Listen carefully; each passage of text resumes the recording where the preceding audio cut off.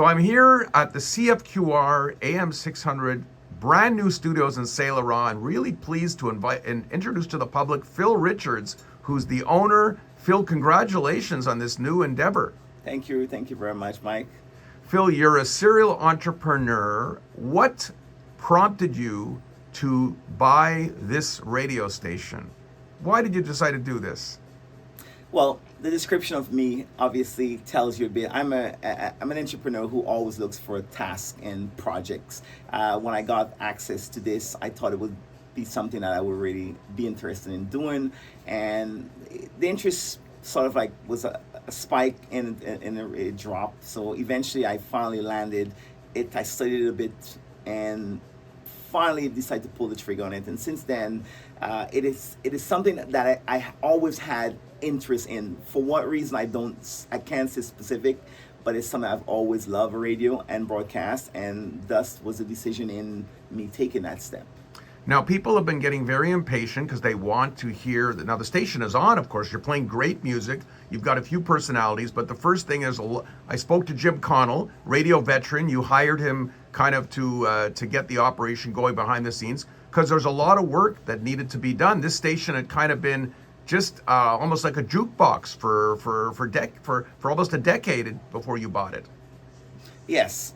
Well, as you say, we basically inherited the AK radio station, but it was just a frequency. We had to do everything from scratch, and there was a lot of challenges, especially coming from myself. I'm not a radio personality. I'm not a radio guy. I had to basically, being the owner, I had to be the lead guy in acquiring and making sure everything was functioning, to maintain the current status and take us to the next level. So yes, it's been a challenge, and it's almost at the end of that challenge where we can start doing really good things as a commercial radio station, and we're there. We're going to surprise a lot of people with the contents that we have and the way in which we bring it. But it was just a phase where we really tolerate the patience of a lot of people, and we hope to be able to deliver on all that we've promised.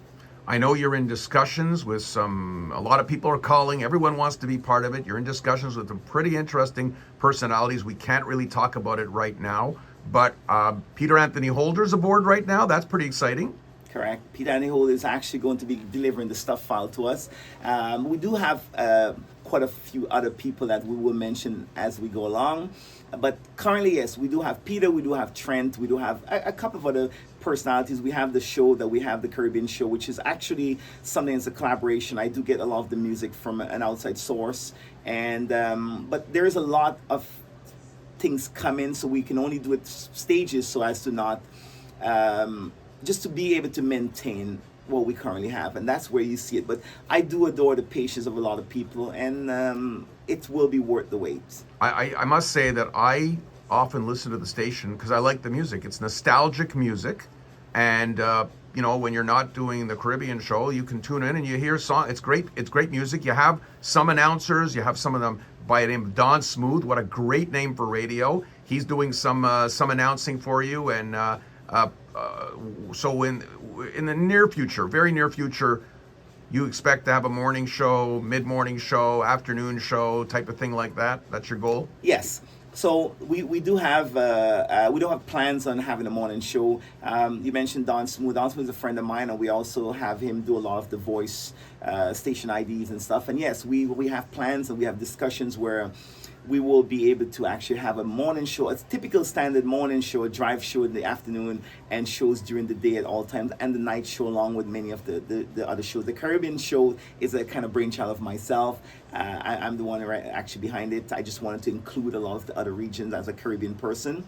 And but we do plan on having an actual programming schedule lined up with everyone and great things. We're going to be obviously starting slowly, but we're going to be having ourselves a nice lineup that's going to be pretty entertaining, and we're going to be able to engage with the audience like we've done with the music style. We're going to make sure that the hosts and all of the characters on the station is going to be able to engage with the audience and make it a much more lively station to listen to.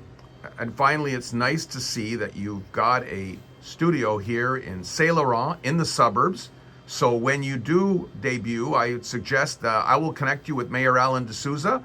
who would be great to come here for a ribbon cutting. The mayor of Saint Laurent, Big Burrow. I mean, he'd be pretty proud to have a radio station in his midst.